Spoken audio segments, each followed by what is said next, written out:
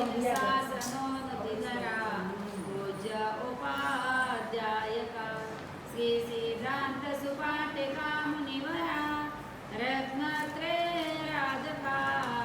पंचैते परमेष्टिना प्रतिदिनं कुर्वन्तु मङ्गलम्।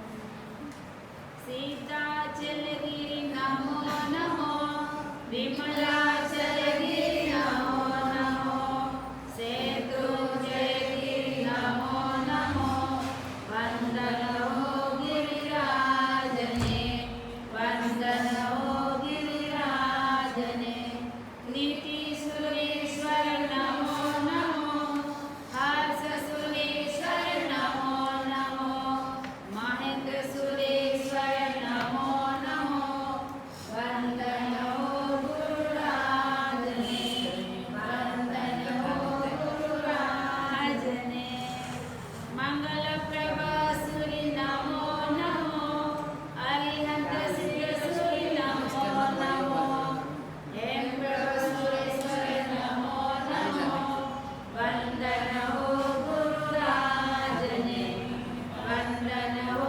गुरुराजने किरणप्रभासुरि नमो नमो पद्मलतासिद्धे नमो नमो रसिलासहिते नमो नमो वन्दनो गुरुराजने वन्दनो गुरुराजने। ओंकार बिंदु संयुक्तम नित्यं ध्यायन्ति योगिना कामदं मोक्षदं सेवा ओंकाराय नमो नमः। अज्ञानतिमिरान्तानां ज्ञानं जनं शलाकया नेत्रम् उन्मीलितमेन तस्मै श्रीगुरवे नमः तस्मै श्रीगुरवे नमः।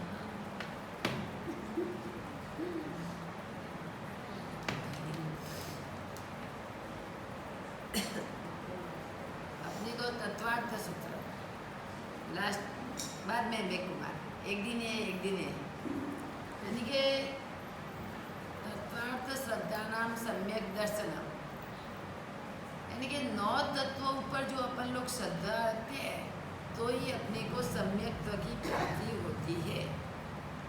अभी तक पहला अध्ययन ही चालू हो, बहुत कुछ बाकी है।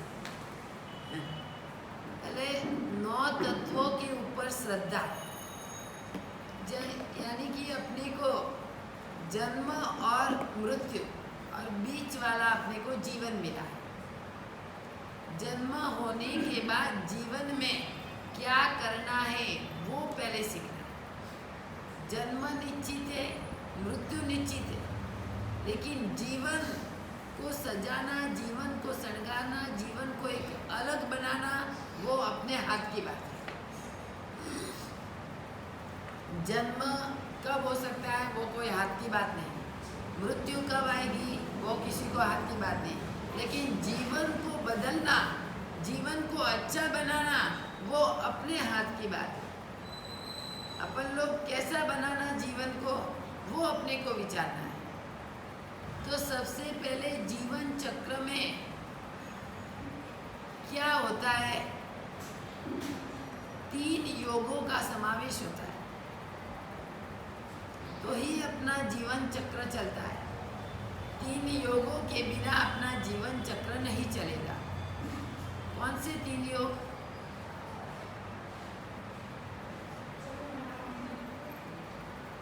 मन योग, वचन योग और काय योग। यह 3 योगों से ही अपना जीवन चलता है। व्यक्ति मन से पाप कर्म बांधता है, वचन से बांधता है और काया से। जहाँ 3 योगों का समावेश होता है वही व्यक्ति पाप कर्म करता है। जब तक अपना मन कंट्रोल में नहीं है तब तक पाप क्रिया बंद नहीं होगी। मन को कंट्रोल में रखना है। इसके बाद में वचन भी जो अपना कंट्रोल में नहीं है तो अपने को कहीं कितने कर्म बंधन होंगे। वचन से तो जीभ 2 काम करती है। सब इंद्रिय जब अपनी उम्र होती है तो अपन लोग इंद्रिय ढीली पड़ जाती है, एकदम हताश हो जाते हैं कि, लेकिन एक जीभ एक ऐसी है कि अंतिम समय तक व्यक्ति की जीभ चालू रहती है। अंतिम समय तक। हमारे गुरुदेव थे 98 ईयर्स के, उनका सब कुछ चीन हो गया, लेकिन आवाज देखा हो जीभ बोलने में चालू अंतिम समय तक। अंतिम समय तक भी उनका आवाज, उनका बोलना बंद नहीं हुआ। वो जीभ क्या है, खाने का काम भी करती है और किसी को गिराना, खोदने का काम भी जीभ करती है। दो काम करती है। जितनी भी पंच इंद्रिय हैं, 5 इंद्रियों में से जीभ ही ऐसी है, वो 2 काम करती है, बाकी के सब एक ही एक काम करती है। आँख है तो खाली देखने का काम करती है, नाक है तो सूंघने का काम, कान है तो सुनने का काम, हाथ है तो दान देने का काम, एक काम ही करते हैं। लेकिन जीभ एक ऐसी खतरनाक चीज है, वो ही उन जीभों से ही कितने कर्म बंधन होते हैं कि कितने लोग दुर्गति में चले गए बोलने से। मन से कर्म तो हर व्यक्ति का चालू है, लेकिन बोलने में तो अपन लोग कंट्रोल अवश्य में कर सकते हैं। काया से भी व्यक्ति पाप करते करते अटक जाएगा, लेकिन बोलने में व्यक्ति की जीभ कंट्रोल में नहीं होती है। अपन लोग जो जीभ कंट्रोल में करे तो ही अपना बेड़ा पार है। जैसे कि मन से कर्म बंधन हुआ और मन से ही छोड़ा, वो कौन थे पुष्पाबेन? मन से ही कर्म को बांधा, कर्म बंधन किया और वापिस मन से ही छोड़ दिया। प्रसन्न चंद्र राजस्वी, प्रसन्न चंद्र राजस्वी जब प्रभु का समवसरण रचा था, देशना चालू थी, एक पैर अंगूठे के ऊपर खड़े होके सूर्य की किरणों के सामने दृष्टि करके फिर वो ध्यान कर रहे थे। देखने वाले व्यक्ति को क्या लगेगा? बाह्य। अपन लोग बाह्य देख के ही कर्म बंधन करते हैं और बाह्य देख के ही प्रशंसा करते हैं। प्रशंसा भी बाह्य देख के, कर्म बंधन भी बाह्य देख के। एक सूर्य के सामने, किरणों के सामने दृष्टि रखकर एक अंगूठे के ऊपर खड़े रह के ध्यान में मग्न थे। जैसे दोनों एक दो सुमुख और दुर्मुख दो सेवक राजा की सवारी श्रेणिक महाराजा देशना सुनने के लिए आ रहे थे प्रभु महावीर की। दोनों के सेवक के मन में ऐसा भाव हुआ, अरे चाला दीक्षा ले ली, इतने छोटे छोटे बच्चे, पूरा परिवार छोड़ दिया, कितना पाप कर्म बांध दिया उन्होंने। बेचारे खेती बाड़ी है, छोटी छोटी बच्चे भूखे मर रहे हैं, पत्नी बेचारी रो रही है। जैसे उन्होंने बोला तो ध्यान में प्रसन्न चंद्र राजश्री ने सुन लिया। उनको लगा अरे रे बेचारे इतने छोटे बच्चे, और मेरी जो खेती बाड़ी है, किसान लोग मेरी खेती बाड़ी, बच्चे छोटे इसलिए वो ले रहे हैं, मेरा सब पैसा टक्का सब ले रहे हैं, मैं युद्ध करूं उनके साथ में। ध्यान की मुद्रा में मन से वो युद्ध करने लगे। मन से कौशल ध्यान में ही है। मन से इतना विचार है कि ये मन कैसा है, एक बंदर के जैसा खुद का मारता है, आज इधर कल उधर परसों उधर, एक सेकंड में इधर दूसरी सेकंड में उधर। अरे आप इधर बैठे हैं, बाह्य बाह्य तरीके आप इधर बैठे, लेकिन आपका मन कहाँ दौड़ रहा है वो किसको मालूम है? आपका मन कहाँ है? भले बाह्य दृष्टि से मैं बोलूँगी आपके एक ध्यान से आप व्याख्यान प्रवचन सुन रहे, लेकिन किसी का भी मन कहाँ है वो किसी को मालूम नहीं। वो अपनी आत्मा ही समझती है। वो बाद में दुर्मुख और सुमुख, दुर्मुख ने ऐसा बोला, सुमुख को बोल रहा है अरे क्या हुआ, अच्छा हुआ, ये तो चारित्र लिया तो अच्छा है, कर्म बंधन का कोई कारण नहीं है, संसार तो वैसे ही चलता रहता है। उनकी भावना हुई तो उन्होंने चारित्र ले लिया, बड़ा अच्छा काम किया है। एक के भाव शुभ है, एक के भाव अशुभ है, दोनों के भाव अलग अलग है। श्रेणिक महाराजा आ रहे हैं, उनके साथ में दो सेवक, वो सुमुख और दुर्मुख ऐसी बांधा बने, लेकिन जो दुर्मुख ने शब्द ऐसे बोले, उससे प्रसन्न चंद्र राजश्री युद्ध में लग गए। युद्ध करते करते करते करते लास्ट समय तक युद्ध आया। अरे मेरे पास में एक भी अभी शस्त्र नहीं है, मुकुट उतार के उनको फेंक दो। जैसे मस्तक के ऊपर हाथ गया, उनको लगा मैं तो मुंडन एक साधु वेश स्वीकार किया है। इतने ध्यान में इतना मन, जो उन्होंने सूर्य की किरणों को पकड़ने के लिए सूर्य की किरणों की दृष्टि में जो ध्यान किया था, जो उस ध्यान में वो रहे होते तो उनको केवल ज्ञान और मोक्ष भी मंजिल तक पहुंच सकते।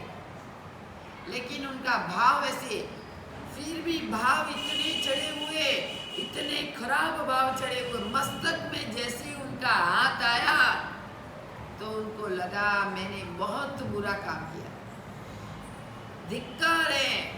कौन सा संसार, कौन से बेटे, कौन पति, कौन मेरी खेतीबाड़ी, कोई मेरे को कोई लेना देना नहीं है।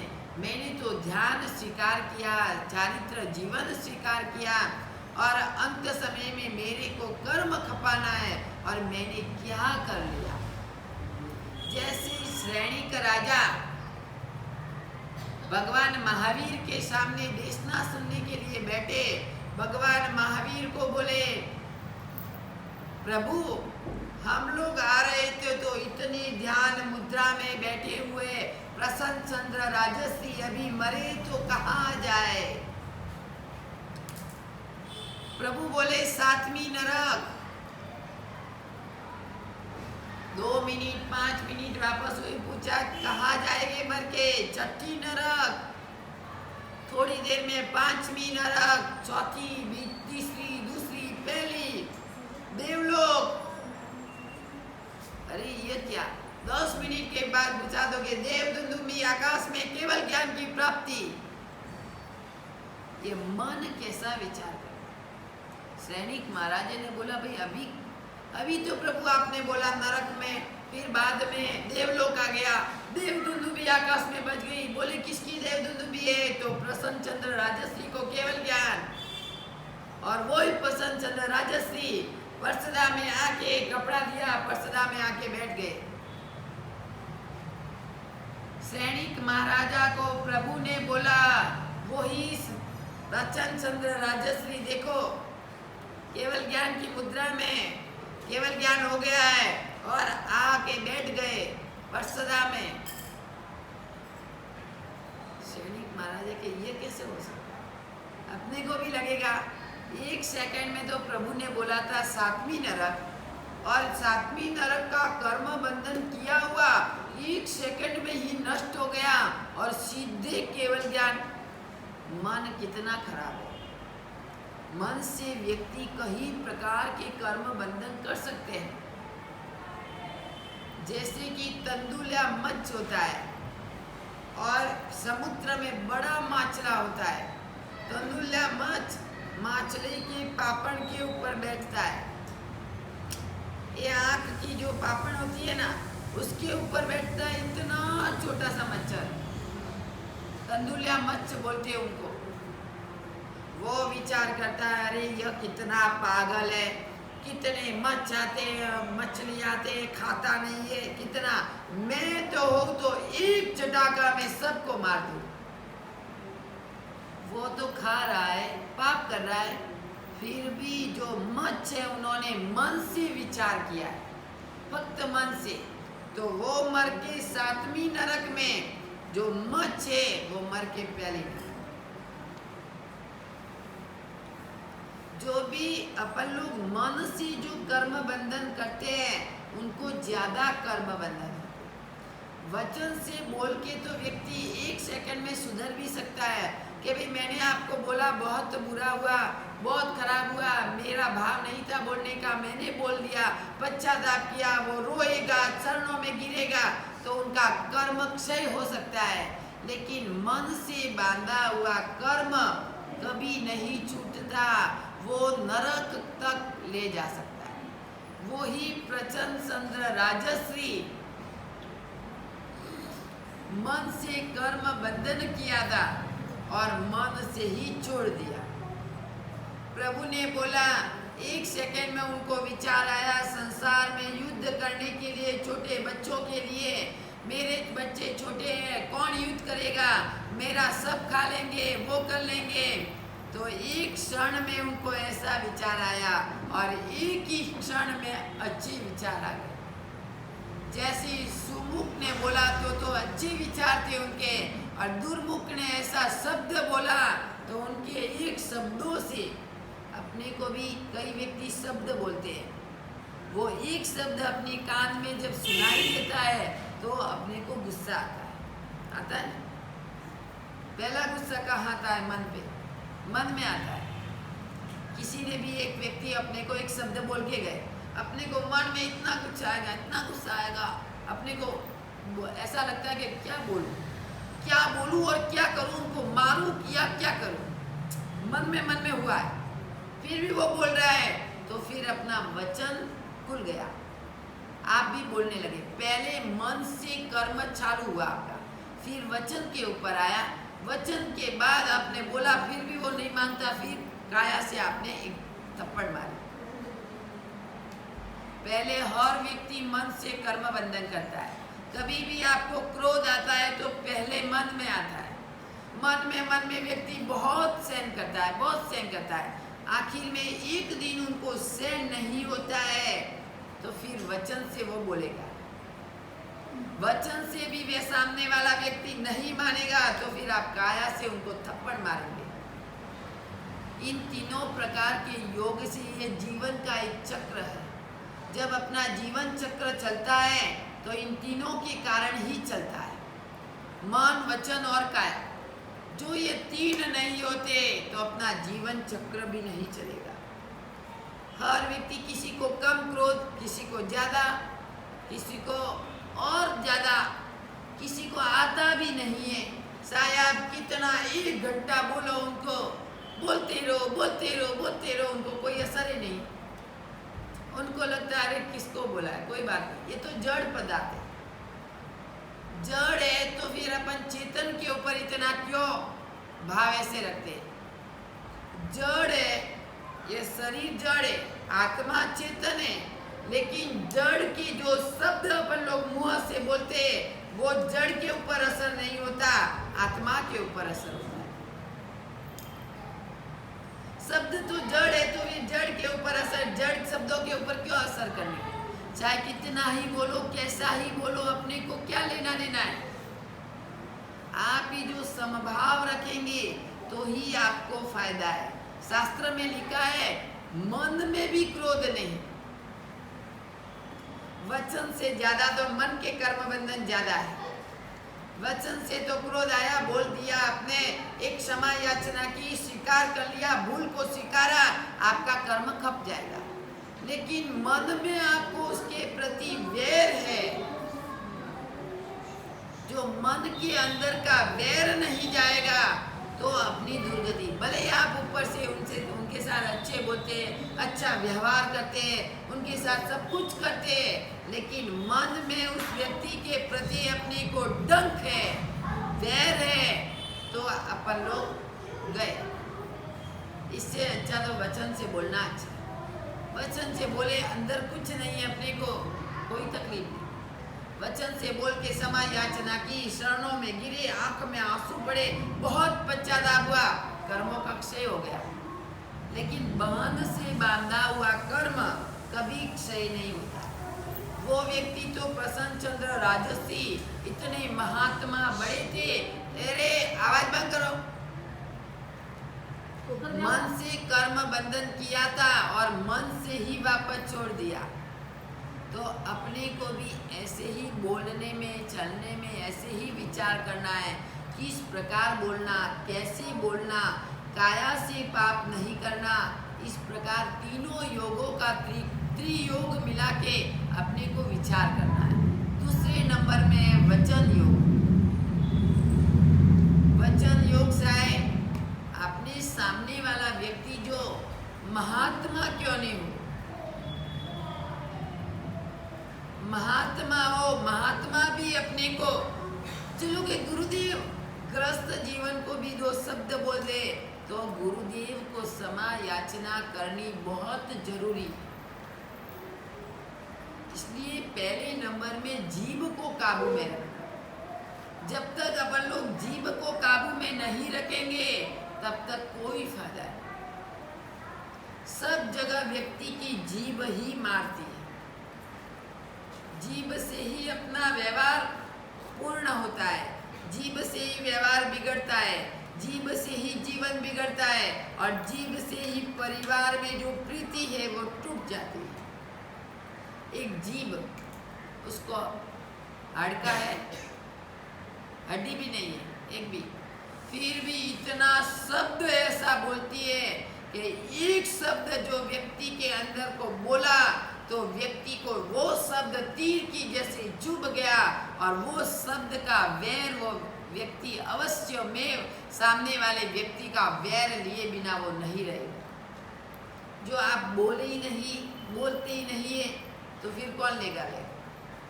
जितना भी आप लोगों ने, किसी ने गाली दी, किसी ने दो शब्द आपको बोला, क्या हुआ? बोलने दो ने उनको। 1 घंटा बोलेगा, आधा घंटा बोलेगा, 2 घंटा बोलेगा, 3 घंटा बोलेगा, कितना बोलेगा वो। कई लोग ऐसे होते हैं कि सामने वाला व्यक्ति 2 घंटा 3 घंटा से बोल रहा है, उनको कोई असर ही नहीं है, बड़ी मस्ती से मस्त है। सामने वाला व्यक्ति को उनका देख के गुस्सा आता है, मैं साला इतना बोलता हूँ लेकिन उनको कोई असर ही नहीं है, जाने दे चाले को, चला जाएगा वो। क्या हुआ? इतना बोला, वो ही उन्होंने ही क्रोध किया और उनका क्रोध उनको ही लग गया और घर जाके केरोसिन का डब्बा खाली करके मर गया। सामने वाला व्यक्ति तो बेचारा कोई बोला नहीं। तो कर्म बंधन कितना, वचन से बोला हुआ शब्द कभी भी अपने को, पूरे व्यवहार को, प्रीति को, अनादिकाल से अंतर का प्रेम व्यक्ति को कितना भी हो तो वचन से टूट जाता है।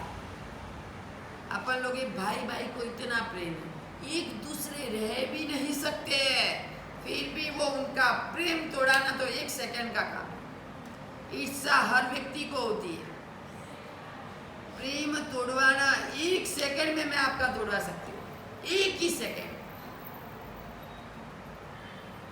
एक मगन भाई और सगन भाई दोनों दोस्त थे, पक्के दोस्त, एक दूसरे के ऊपर इतना विश्वास, इतना है नहीं कि उनके एक दूसरे के बिना रह भी नहीं सकते थे, इतना विश्वास, एक के बिना एक भी बात उनकी छुपी हुई नहीं। अरे एक बार राजा के राजसभा में ऐसी बात हुई, बोले भाई इस गांव में सगन और मगन दोनों भाई है, इतना प्रेम है, कोई नहीं तोड़वा सकता उनका। वेश्या बोली मैं तोड़ा। उन्होंने बीड़ा झड़प दिया, डंडेरा पीटा, उन्होंने हाथ में ले लिया, ये कार्य मैं करूंगी, 1 सेकंड में तोड़वा दूंगी। जैसे सगन भाई और मगन भाई कहाँ जा रहे थे, बेचारे रोड ऊपर खड़े थे दोनों, और वेश्या आई और सगन भाई के कान में ऐसे कुछ बोल गए, बोला कुछ नहीं, बोला 1 शब्द भी नहीं, ऐसे कान मुंह को हिलाया बस, कान में। मगन भाई देख रहा है, सगन भाई के कान में ऐसे बोला, 1 शब्द भी नहीं बोला। फिर भी वो मगन भाई बोल रहा है तेरे को कुछ बोल के गई बस। वो बोले अरे मैंने तो सुना ही भी नहीं, मेरे को कुछ बोला ही नहीं। बड़ी बात में दोनों का झगड़ा हो गया, बात कुछ नहीं। व्यक्ति की इच्छा कितनी होती है, ये वचन शब्द बोला भी नहीं, खाली होठ हलाया, मुंह हलाया उनको। आप एक दूसरे को ऐसा नहीं, ईर्ष्या, व्यक्ति के हृदय में ईर्ष्या इतनी भयंकर होती है कि वो ईर्ष्या ही व्यक्ति को जिंदे का जिंदा जला देती है। क्या बात की तूने, बोला ये तू मेरे से छुपा रहा। दोनों का, वेश्या का तो काम ही था बस ऐसे करके वो तो बैठ गई और चली गई। और दोनों का झगड़ा इतना जबरदस्त झगड़ा हुआ कि वो झगड़ा राजा के उधर पहुंचा। राजा बोले भाई आपको तो इतना प्रेम है मेरे, नहीं, उन्होंने वेश्या ने उनको कुछ बात कही और मेरे से छुपा रहा है। दोनों को बोला चाली बंद हो गई, अंतर का इतना प्रेम था वो कट हो गया। तो अपने को भी वचन में किसी को भी कोई ही शब्द बोलना है तो लाख बार विचार करके शब्द को बोलना है। वो शब्द मैं आपको बोलूंगी तो आपको कैसा लगेगा उसके दिल में, वो ही शब्द पहले मन में विचार करो। जैसे कि आपको क्रोध आता है तो पहले मन में आता है, बराबर? तो बोलने के पहले भी आप जो शब्द बोलना है वो शब्द बोलना है, जो उस शब्द को मन में विचारो। मैं यह शब्द ये सामने वाले व्यक्ति को बोलूं या नहीं, मेरे को अच्छा लग रहा है, मेरे को अच्छा नहीं लगता है तो सामने वाले व्यक्ति को भी अच्छा नहीं लगेगा, उनको नहीं बोलना है, तो आपका झगड़ा भी समाप्त हो जाएगा। एक बार प्रभु महावीर गौतम स्वामी सब देशना में बैठे हुए हैं, गौतम स्वामी और आनंद श्रावक वगैरह सब आए। गौतम स्वामी ने, आनंद श्रावक ने गौतम स्वामी को पूछा, श्रावक को अवधि ज्ञान इतना हो सकता है? वचन से बोला आनंद श्रावक, गौतम स्वामी बोला है असत्य है, श्रावक को अवधि ज्ञान इतना नहीं हो सकता है, इतनी टाइम तक अवधि आप नहीं जान सकते। अवधि ज्ञान यानी इधर से 2 किलोमीटर का मेरे को अवधि ज्ञान है, तो 2 किलोमीटर में कोई भी व्यक्ति के दिल में कोई भी व्यक्ति क्या करता है क्या नहीं करता अवधि ज्ञान से वो देख सकेगा। तो आनंद श्रावक ने बोला मेरे को इतना अवधि ज्ञान हुआ है, मैं इतना घंटे इतने किलोमीटर तक मैं देख सकता हूँ। गौतम स्वामी बोले ये गलत है, श्रावक को इतना अवधि ज्ञान हो ही नहीं सकता है। सत्य को असत्य को सत्य कैसे आप मान सकते हैं? आनंद श्रावक बोले वो असत्य नहीं है, सत्य है।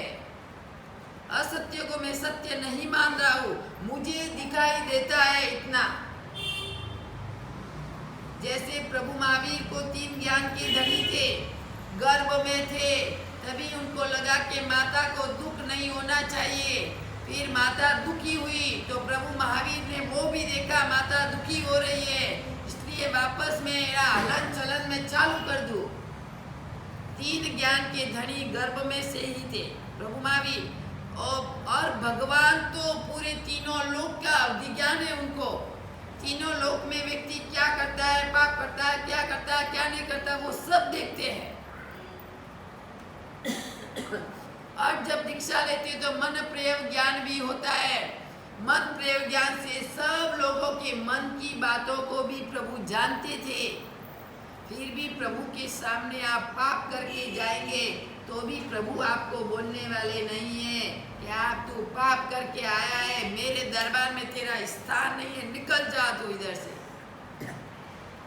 कैसे भी व्यक्ति आए उसका समावेश मैत्री भावना, हर दिल के अंदर की मैत्री भावना, चाहे पापी आओ, चाहे धर्मी आओ, चाहे कैसा भी व्यक्ति आओ, चाहे दरबार में कुछ लेके आओ, कुछ मत लेके आओ, खाली हाथ दर्शन करने के लिए आओ, खाली हाथ चले जाए भले, लेकिन प्रभु कुछ नहीं बोलते।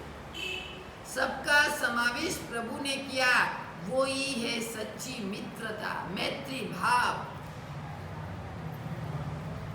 लेकिन गौतम स्वामी ऐसा बोला आनंद श्रावक को, और फिर आए उपासने में प्रभु के पास, प्रभु को बात कही। प्रभु ने बोला गलत बोला है तूने। आनंद श्रावक को अवधि ज्ञान गृहस्थी को श्रावक को हो सकता है और वो सत्य है। जा तू मिच्छामि दुक्कड़म दे के आ।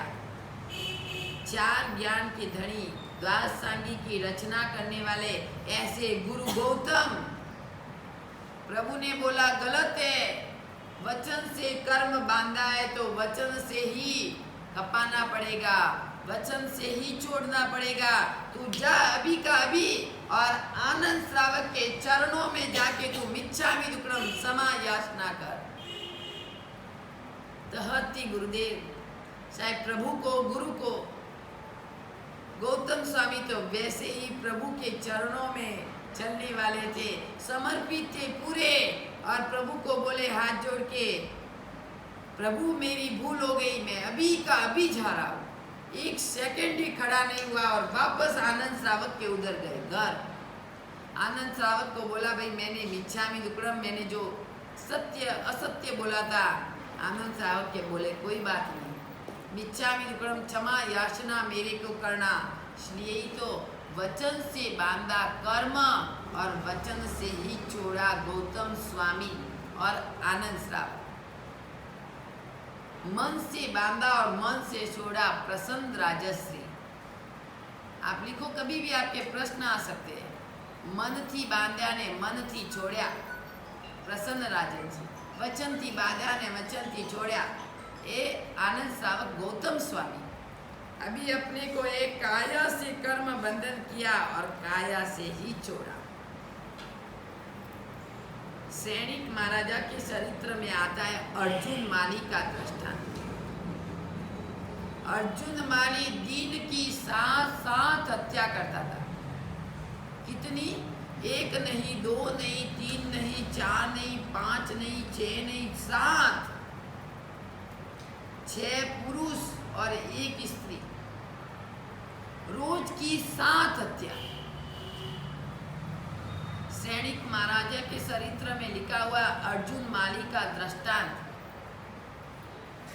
वो व्यक्ति भी तर गया। अपन लोग तो इतने जीवों की विराधना भी नहीं कर सकते, लेकिन अपन लोग क्या करते हैं? कर्म का बंधन करते हैं। कर्म को छोड़ने के लिए कुछ नहीं करते। कर्म बंधन रात और दिन आपका चालू है। कर्म को तोड़ने के लिए, कर्म को छोड़ने के लिए, कर्म को खपाने के लिए आप पुरुषार्थ बिल्कुल नहीं करते। फक्त कर्म का बंधन कर रहे। कर्म का बंधन कर कर करके इतना ढकला बंद पोटला इतना पैक हो गया आपको, उसमें से एक भी कर्म को खपाते नहीं आप, कि एक भी कार्य ऐसा नहीं करते हैं कि उनसे अपना कर्म खपता है, कर्मों का क्षय होता है, वो आप नहीं करते। अर्जुन माली, उसमें उसके हृदय में 5 महीना और 13 दिन से मुदगर प्राणी यक्ष का प्रवेश हो चुका था। वो दौड़ता था, वो यक्ष की शक्ति थी उसमें, सबको दौड़ता था और मारता था, दौड़ता था और मारता था। 900 मेरे के 978 और 163 978 5 महीने और 13 दिन में इतने पुरुषों की हत्या की और 163 इतनी स्त्रियों की हत्या की। पहले 6 महीने में 1141 1100 और 41 1141 पुरुषों और स्त्रियों की हत्या की। बोलो कितना महापापी। अपन लोग तो इतना भी पाप नहीं करते, लेकिन वो क्या था? कर्मी सुरा और धर्मी भी सुरा।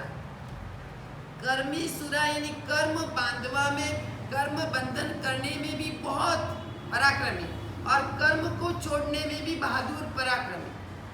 अपन लोग क्या है? कर्मी सुराने नहीं ने धर्मी सुराने। कर्म का बंधन फक्त करते हैं, लेकिन धर्म नहीं करते हैं, पुरुषार्थ नहीं करते, कपाने के लिए एक इतना भी नहीं करते। इसलिए अपने को कर्म बंधन होता है और कर्म खपता नहीं है, कर्म से छुटकारा नहीं मिलता, इसलिए अपनी दुर्गति होती है। वो इतनी 1141 हत्या करने वाला अर्जुन माली एक सुदर्शन श्रावक को देखा। सुदर्शन श्रावक को कौशग मुद्रा में देखा। एक कौशग मुद्रा में देख के उसका जीवन परिवर्तन हो गया। बोलो ध्यान में कितनी ताकत है। पूरे दिन उपवास कर सकते हैं।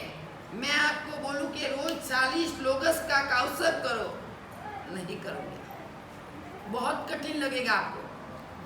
12 लोगस का कौसर भी कठिन लगेगा आपको। उपवास कर लेंगे, आइमिल कर लेंगे, एकाशना कर लेंगे, सब कुछ कर लेंगे, लेकिन ध्यान में रहना है आधा घंटा, एक भी व्यक्ति नहीं कर सकता। कभी मच्छर डंक मार रहे, कभी गर्मी हो रही है, कभी वो हो रहा है, ऐसे करेंगे, ऐसे एक ध्यान की मुद्रा में हाथ ऐसे भी नहीं हिलाना, ऐसे भी नहीं करना, स्थिर रहना है, एकदम स्थिर नहीं रह पाएगा। उसमें ही कर्मों का क्षय है। जितना प्रभु महावीर ने कर्मों का क्षय किया है, ध्यान मुद्रा में ही किया है। नींद भी नहीं ली, कभी नींद भी नहीं, पूरी रात पूरे दिन ध्यान मुद्रा में ही रहते, और ध्यान मुद्रा में ही उन्होंने केवल ज्ञान की, केवल दर्शन और केवल ज्ञान प्राप्त किया। ध्यान मुद्रा में ही उन्होंने, जैसे गाय को धोते हैं वैसे प्रभु की मुद्रा में बैठ के उनको मोक्ष यानी निर्वाण हुआ। केवल ज्ञान,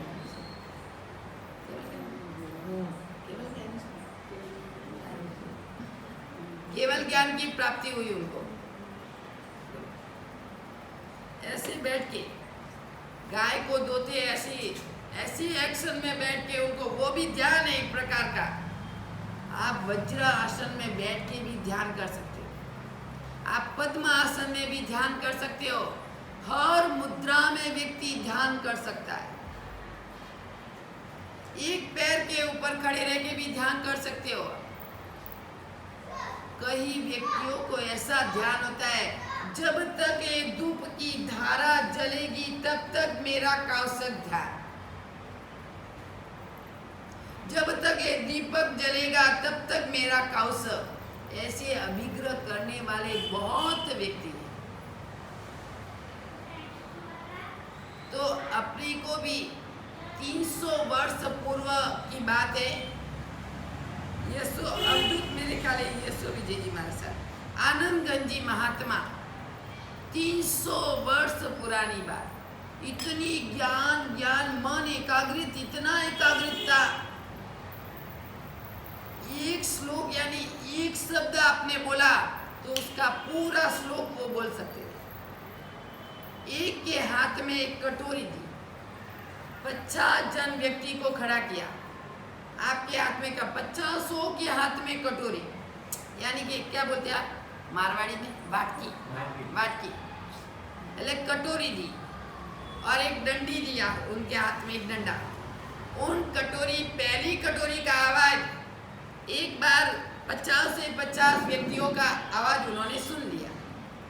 मन इतना एकाग्रित, बार में बोला, कोई बीच में से 30वें व्यक्ति ने आवाज बुलाया तो यशो आनंदगंज जी महाराज साहब बोलेंगे, यह 30वें नंबर का व्यक्ति का आवाज है।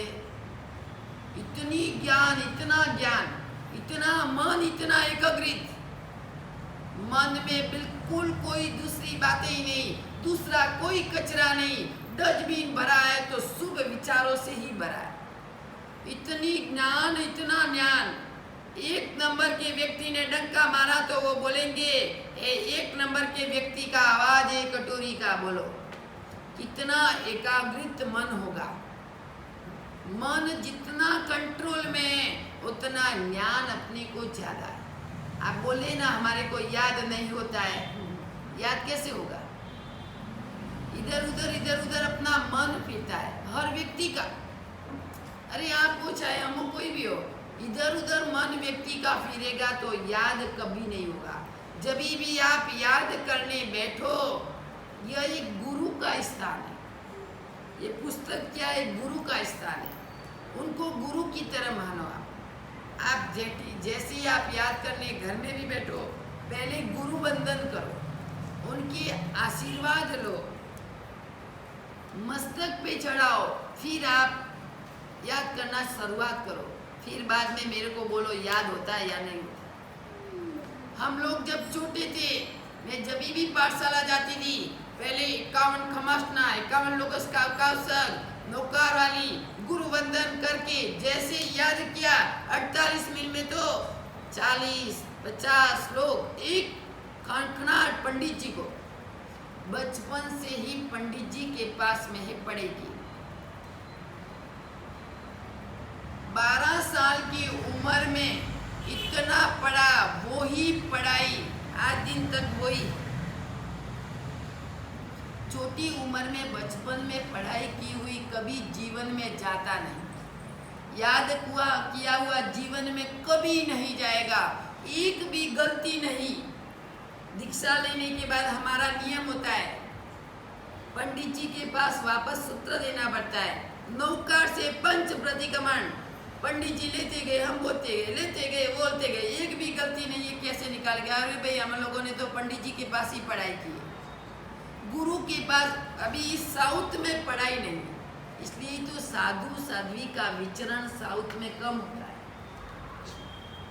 हम लोग जब गुजरात में, अभी भी 2 साल पहले गुजरात में 3.5 घंटा गुरु पंडित जी हमारे को पढ़ाए। अरे आपके जैसे पंडित, बस इतनी छोटी उम्र वाले 3.5 घंटा योग विंची का, रात को 1-1 बजे तक हमारा ध्यान पुस्तक में ही है, कौन आया कौन गया।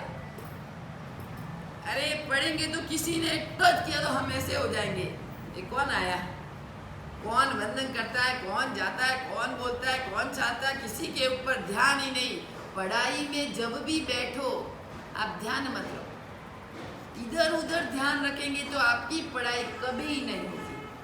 कभी भी याद करना है तो एकांत में बैठ के आप पुस्तक लो, जो आपको आधे घंटे में जो याद होगा, लर्न होगा, वो 10 मिनट में भी आपका एक श्लोक हो जाएगा। ज्ञान तो आपके हृदय में, आत्मा में बहुत ज्ञान है, अनंत ज्ञान है, लेकिन उसका पुरुषार्थ नहीं हो रहा है। इतने वर्षों से पुस्तक रखी हुई, आज बाहर निकलिए तो वो पुस्तक में इतने वर्षों से पढ़ी हुई पुस्तक बेचारे कैसा याद। कभी आपने मेहनत ही नहीं की, कभी याद नहीं किया, कभी पढ़ने में कभी मन ही नहीं लगाया, तो धीरे धीरे 1 महीना तो आपको बहुत कठिन पड़ेगा। बाद में आपकी जो शुरुआत जो चालू रहेगी, भले ही नहीं हम लोग चले जाएंगे, कोई दूसरे गुरुदेव आए तो उसके बाद नित्य रहे ना अपने सुरेश भाई, उसके बाद पढ़ो 5 प्रतिक्रमण सुरेश भाई को आता है, फिर क्या तकलीफ है। तो ऐसे आनंद घन जी महाराज साहब, यशो विजय जी महाराज साहब, पहले नंबर में जितने भी महापुरुष थे, मन इतना कंट्रोल में था उसका कि नींबू ऊपर से नीचे पड़े तब तक तो 1000 श्लोक याद। कहीं ऐसी उनकी परीक्षा होती थी, एक पंडित जी आते थे बड़े बड़, एक नींबू को ऊपर फेंके और वो नीचे पड़े तब तक तो 1000 श्लोक फटाफट याद। इसलिए तो ये ग्रंथों की रचना, ये ग्रंथ जिसने भी जो रचना किए वो बड़े बड़े महापुरुष, इतने ज्ञानी थे, उन्होंने मन को कंट्रोल किया। मन जब तक अपना एकाग्रित कंट्रोल नहीं होगा तब तक अपने को कुछ होने वाला नहीं है। तो अपने को जीवन को कंट्रोल करना है। जीवन चक्र का 3 योग है, मन योग, वचन योग और काया योग। इन तीनों को अपने को समावेश करके जीवन के चक्रों को चलाना है और जीवन को बदलना है तो अपने हाथों की ही बात है। तो अपने जीवन को एक दिन बदलेंगे तो अपने आत्मा का कल्याण अवश्य में होगा। अभी है अपना मेघ कुमार चरित्र। मेघ कुमार श्रेणिक महाराजा सिंहासनों पर बैठे हुए बहुत ही चिंतित थे, इतने चिंतित थे क्या करे। दारिणी माता को दोहला उत्पन्न हुआ, अभी कौन पूर्ण करेगा, बहुत ही चिंतित थे। और जैसे सुबह उठ के अभी कुमार वंदन करने के लिए, चरण रज स्वीकार करने के लिए वो आया और शरण रज स्वीकार किया, फिर भी आज श्रेणिक महाराजा अपने विचारों में ही मस्त थे, बोले नहीं। अभी कुमार विचार करने लगा, अरे रोज मैं आता हूँ पिताजी को वंदन करने, पिताजी मेरे को आसन, अपना आधा आसन मेरे को देते हैं, मेरे पास में बिठाते हैं, रोज बोलते हैं, अच्छी तरह से बातें करते हैं, लेकिन आज इतने चिंतित क्यों है? पिताजी को पूछा, भाई क्या कारण है इतनी चिंता आपको? पिताजी ने अभय कुमार को बात बोली, भाई ऐसा माताजी को ऐसा डोला उत्पन्न हुआ है, अभी क्या करना, कैसे पूर्ण करना? अभय कुमार बोले, पिताजी आप निचिंतित रहो, वो चिंता का भार अभी मेरे ऊपर छोड़ दो आप। मीठे शब्द भी व्यक्ति को कितना असर करता है। कहाँ भी जो आप कितने भी चिंतित हो, कितने भी विचारों में हो, कोई भी तकलीफ आ गई, लेकिन उनके सामने आप 2 शब्द मीठे बोलेंगे, आप कोई पैसा देंगे नहीं, कुछ करेंगे नहीं, कुछ भी नहीं करेंगे, फिर भी उनको मीठे शब्दों से आश्वासन देंगे तो भी उनको लगेगा कि हास कितना अच्छा व्यक्ति है, कितना मेरे को आश्वासन दिया। उन्होंने कुछ नहीं किया, फक्त उसके बाद जाके बैठ के उसके दुख में दुखी हुआ और सुख में सुखी, दुखी की बात की, आश्वासन दिया, धीरज दिया, भाई ऐसा नहीं है, यह नहीं तो आज नहीं तो कल हो जाएगा, तू क्यों चिंता कर रहा है, अपने सब कुछ अच्छा हो जाएगा। पिताजी को बोला, आप निश्चिंतित रहो, यह चिंता मेरे ऊपर छोड़ दो, अभी आप निश्चिंतित। अरे सैनिक महाराजा को वो चिंता का बोझ था, वो दूर हो गया, इतना दूर हुआ कि बस खुश हुआ। अभी अभय कुमार ने जो हाथ में काम ले लिया है तो अवश्य में वो काम अवश्य में पूर्ण होगा। इधर शांतनु राजा, वो भी उसके महल में चिंतित है, दोनों का चल रहा है साथ साथ में। सैनिक महाराजा की चिंता दूर की अभय कुमार ने।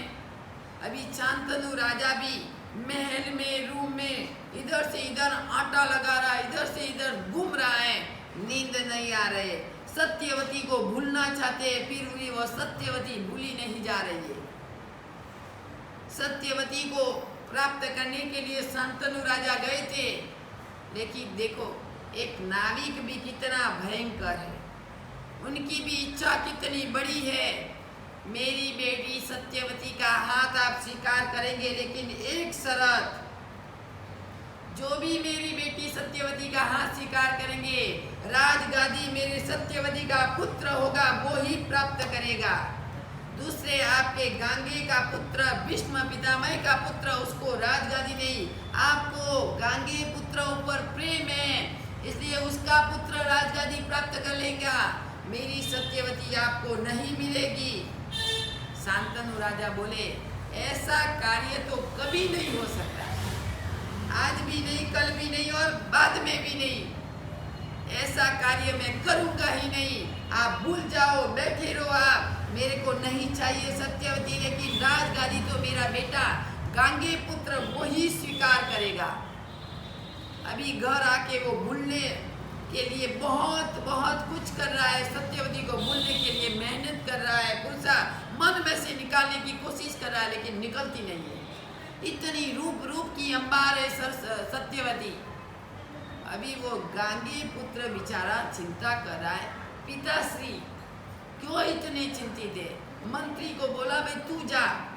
मंत्री की आदत के अंदर धीरे धीरे मीठे मीठे वचन बोल के उनके अंदर तक घुस गया और अंदर की बात क्या है तो लेके आ। जैसे मंत्री बाद में मीठे मीठे शब्दों से बात कही, करते करते करते करते इतना अंदर घुस गया कि जो अंदर की बात थी शांतनु राजा की, वो मंत्री तक पहुंच गई। फिर मंत्री ने बोला गांगे पुत्र को, भाई ऐसी बात है पिताश्री की। अरे इसमें क्या बड़ी बात है, ये कोई बड़ी बात नहीं है। तब मंत्री को बोला, भाई चल अभी, रथ चालक को बोला चल अभी सत्यवती के उधर, मेरी भाभी माता है, उन माता को साथ में लेके आ जाओ अभी का भी। रात को वो गया, नाविक के उधर गया, भाई सत्यवती मेरी जो भाभी माता है आप भेजो मेरे साथ, मेरी माता है। ऐसे नहीं, शरत। कौन सी शरत? अरे आपको राजगादी प्राप्त नहीं होगी, सत्यवती का जो बेटा होगा उनको ही राजगादी मिले। अरे इसमें क्या बड़ी बात है? कोई बात नहीं, आप पे मेरी भावी माता सत्यवती है, उनका ही बेटा राजगादी प्राप्त करेगा, उसमें क्या है, मैं नहीं करूँगा। नहीं, ऐसे नहीं। कभी भी आपका पुत्र होगा, मेरे पिता की राजगादी है, वो झगड़ा करके भी ले लेंगे, ऐसा है। फिर वो आया बाहर घर से और आकाश में जोर से बोला, आज से मैं बाल ब्रह्मचारी रहूंगा। जोर से दोनों हाथ खड़े करके बोला। देवलोक में विद्याधर, देवी देवता, फूलों की वृष्टि हुई। तभी से उसका नाम पड़ा भीष्म पितामह। ऐसे आदर्श पुत्र भारत देश में कोई नहीं। जैसे रामचंद्र जी भी आदर्श पुत्र, एक महल में जो सुख भोगने वाले, महल में रहने वाले, 14 वर्ष पिता की खातर 14 वर्ष वनवास में गुजार दिया। वो भी एक रामचंद्र जी भी आदर्श पुत्र थे और वो भीष्म पितामह उसका नाम पड़ा। नाम तो गंगा माता का पुत्र था, गांगे नाम था, लेकिन उस देश में भीष्म प्रतिज्ञा ली, पिता की खुशी के लिए अपना सुख सब नष्ट कर दिया। बाल ब्रह्मचारियों, देवी देवताओं ने फूलों की वृष्टि की, आकाश में बादल चम गया, अरे धम धुखार आवाज आने लगा, बिजली चमकार आने लगी और फूलों की वृष्टि उसके ऊपर गिर रही है। वहाँ ही पिताजी को पूछे बिना और माताजी को साथ में लेके गए और पिता के चरणों में नमस्कार किया। लो पिताजी, आपकी आज्ञा, जो भी आपको चिंता थी आप निश्चिंतित रहो, सत्यवती माता, भावी माता मैं आपके साथ में लेके आया हूँ। पिताजी बोले, माता बहुत रोई, मेरे लिए आपने आजीवन प्रतिज्ञा ली। इसमें क्या बड़ी बात है? माता पिता के लिए वो अपना पुत्र क्या नहीं कर सकता। मेरी माता पिता मेरे उपकारी है, मेरे पिताश्री मेरे उपकारी है। माताश्री ने जन्म लेके देवलोक में ही बड़ा करके मेरे को भेजा है पिता का रक्षण करने के लिए। माता तो गंगा माता वो तो चली गई, पिता का रक्षण करने के लिए मेरे को भेजा है, तो मैं पिता के चरणों में ही रहूंगा, पिता का आदर्श पुत्र बनूंगा, पिता का सपुत्र पुत्र बनूंगा और उनका रक्षण करूं। मेरा धर्म है, कर्तव्य है मेरा, और उनको सत्यवती। तो ऐसे अभय कुमार भी अपने माता पिता को, पिता का आज्ञा का स्वीकार किया, निश्चिंतित बना दिया पिता को और चिंता अपने ऊपर ले ली। अभी अभय कुमार महल में आके विचार कर रहा है, ये दोहला किससे प्राप्त करना, कौन पूर्ण करेगा। बहुत कुछ उन्होंने विचार किया, 10 मिनट, आधा घंटा, 1 घंटा, कोई विचार नहीं आ रहा है। फिर भी विचार कर रहा है तो एक विचार उनको आया, यह दोहला उत्पन्न करने के लिए देव ही कर सकता है। देव के बिना ये दोहला कोई उत्पन्न नहीं कर सकता, कोई पूर्ण नहीं कर सकता। मनुष्य लोगों की ताकत नहीं है कि पंचवर्णी बादला बदलावे। ये माया जाल कौन बिछाएगा? देव, देव के सिवा कोई नहीं बिछाएगा। अभी वो अभय कुमार विचार कर रहा है कि ये देव की माया, देव को कैसे प्राप्त करवाना, कैसे नीचे बुलाना, उनके अनुसार क्या करना, क्या नहीं करना, मेरी को इसके लिए क्या करना है। वो अभय कुमार भाव अवसर के ऊपर विचार करेगा कि देवलोक में से देव किस प्रकार आते हैं या नहीं आते हैं। उसका भी 4 कारण न आने का और 4 कारण आने का, वो क्या है अपन लोग भाव अवसर के ऊपर विचार करेंगे। आज्ञा विरुद्ध कुछ भी बोला हो तो मिथ्या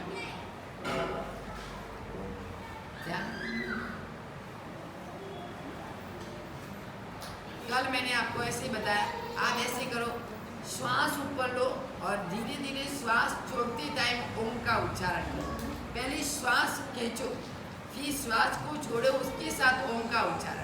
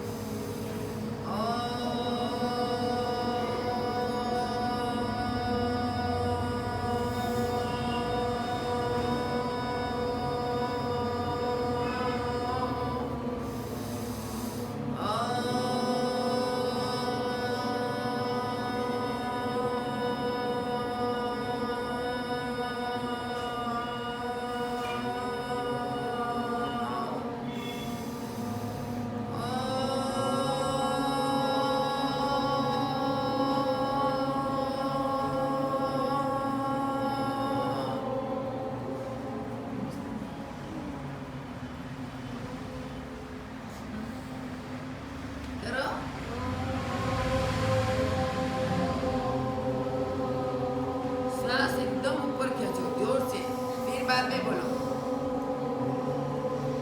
विमल भाई।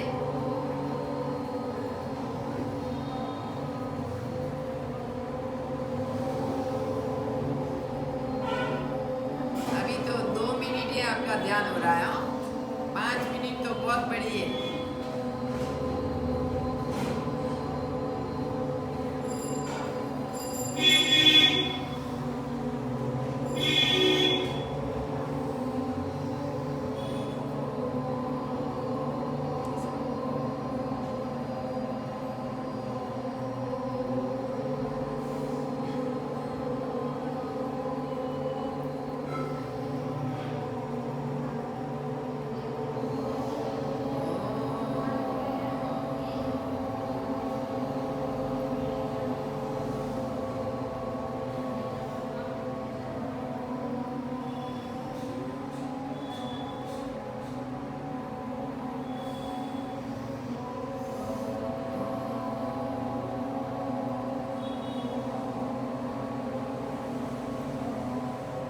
बस, लो।